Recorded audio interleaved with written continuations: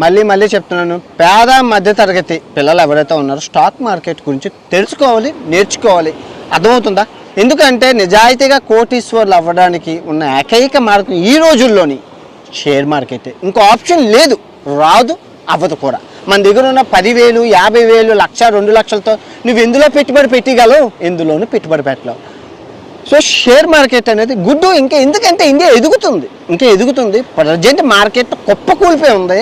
కానీ పుంజుకున్నాక మళ్ళీ నా లక్ష్యం, నా పోర్ట్ఫోలియో ఏదైతే ఉందో ఇప్పుడు 30 లక్షలతో ఉంది, దాన్ని ₹1 కోటి చేసి లాభం 15 లక్షలు చేసి మీకు చూపిస్తాను.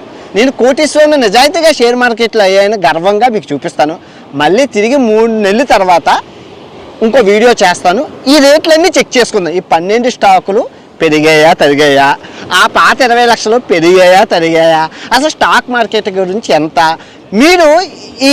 మీరు ఎప్పుడైనా ఈ మధ్యలో వీడియో చూస్తే ఈ రేట్లు ఎలాగున్నాయో కింద కమెంట్